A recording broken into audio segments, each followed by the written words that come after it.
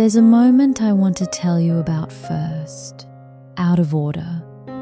I was sitting on the floor of a closet in my work clothes, holding an old climbing shoe that used to know exactly how strong I was, and feeling something that didn't have an easy name.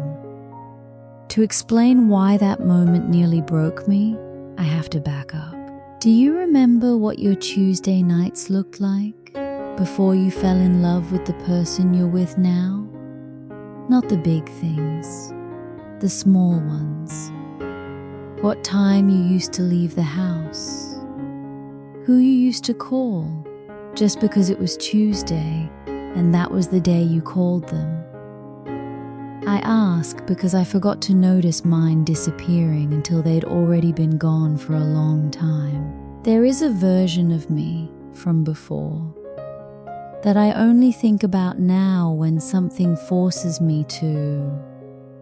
And for a long time, I didn't understand why remembering her felt less like nostalgia and more like grief.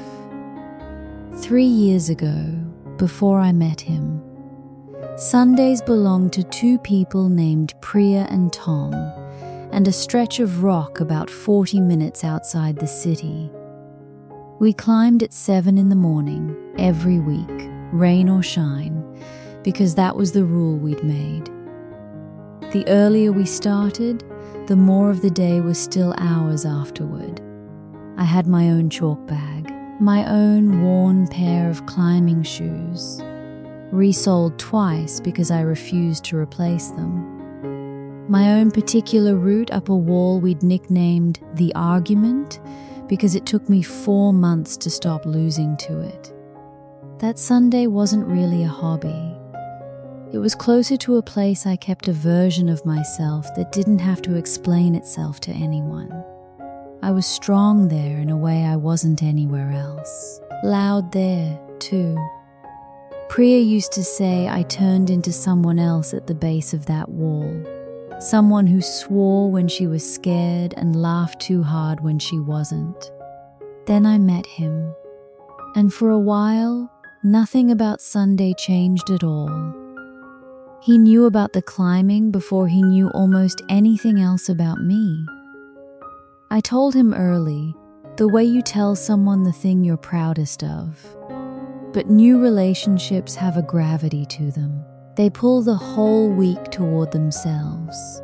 And Sunday morning, quiet, early, already spoken for, was the easiest thing to give up first. It started as just 1 week.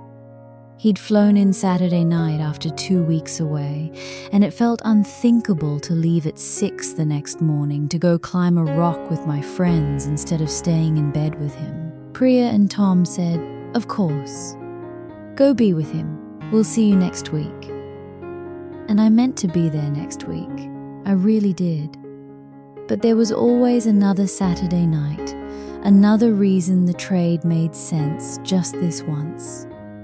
And just this once is a decision that's very easy to make over and over without ever noticing you've made it 100 times.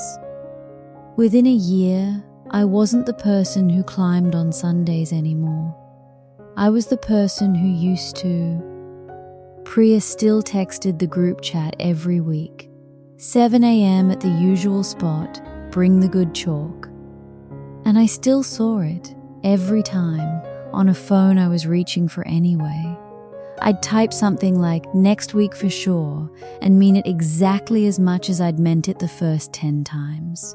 Eventually the texts got shorter, then less frequent. Not because anyone was angry, Priya isn't like that, but because there's only so many times you can invite someone to something before the invitation starts to feel like an obligation you're placing on them instead of a gift. I didn't clock any of this as a loss while it was happening. It felt like the natural shape of getting serious with someone. You trade the smaller life for the bigger one, and the bigger one is supposed to be worth it. Nobody tells you the trade isn't always so clean. Sometimes you don't downsize one life to build another. Sometimes you just quietly stop being someone, one Sunday at a time. This is the moment I told you about at the start.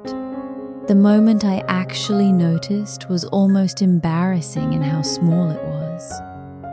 I was looking for a phone charger in the hall closet, and I found my climbing shoes on the floor of it, toe down, exactly where I'd dropped them the last time I wore them. Over a year before, they'd gone stiff. The rubber on the toe had that dry, slightly cracked look gear gets when nobody's hands have touched it in a long time. I sat down on the floor of that closet, in my work clothes, holding a shoe that used to know exactly how strong I was. And I felt something that didn't have an easy name. It wasn't regret about him. I want to be clear about that. I wasn't sitting there wishing I'd made different choices about the relationship. It was something closer to meeting an old photograph of myself and not entirely recognizing the person in it. Someone louder, someone more sure of her own hands, someone who existed independently of anyone's schedule but her own. I missed her. Which is a strange thing to say about yourself, but there isn't a better sentence for it. Here's the part that confused me for a long time afterward. I love him. That was never the question. If you asked me to choose, right then, sitting on that closet floor, whether I'd trade the relationship to get Sunday mornings back, I wouldn't. Not even close. So I didn't know what to do with the grief, because it didn't fit the shape grief is supposed to have. There was no villain in this story. He never once asked me to stop climbing. He never made a comment, never rolled his eyes at the group chat, never made me choose. I did this, quietly, on my own, 100 small times, without him asking for a single one of them. And that made it so much harder to talk about. Because how do you tell the person you love that you're mourning something they never took from you? It sounds like an accusation even when it isn't one. So mostly, I just carried it privately and felt guilty for missing a version of my life that had nothing wrong with the current one. What eventually helped was realizing I'd been asking the wrong question the whole time. I kept asking myself, quietly, whether loving him required losing her. The version of me at the base of that wall. As if the two of them were in competition for the same hours, the same loyalty. But that was never actually true. He never asked for that trade. I made it unilaterally, out of some instinct I didn't examine. That being fully in a relationship meant reorganizing my whole life around it, including the parts that had nothing to do with him at all. Nobody had ever told me that falling in love doesn't actually require dissolving into the other person. I had just absorbed the idea somewhere. The way you absorb things nobody says out loud, but everyone seems to act on anyway. The version of me from before wasn't in competition with this relationship. She was never asked to leave. I sent her away myself and mistook it for devotion. So I did something that felt disproportionately significant for how small it actually was. I texted Priya. Not an apology, exactly. More of an honest accounting. I told her I'd disappeared for over a year, that I missed it more than I'd let myself admit, and I asked if 7 a.m. on Sunday was still the rule. She wrote back almost immediately. Obviously, bring the good chalk. Your shoes are probably dead by now. I told him that same night. Not as a negotiation, but as information. I'm going back to Sunday climbing most weeks, starting this week. Not asking permission, just naming the thing I'd let go quiet without ever naming it in the first place. He said, honestly, good. You've been different since you stopped. He'd noticed. He just hadn't known how to bring it up without it sounding like a complaint. Now Sunday is a fixed thing again, the way it used to be. One morning a week that belongs to a version of me who existed before him and gets to keep existing alongside him instead of underneath him. It isn't a grand gesture, it's one morning, but it's the one non-negotiable hour I protect on purpose now, specifically because I know exactly how quietly it disappears when I don't. I don't think falling in love is supposed to erase anyone.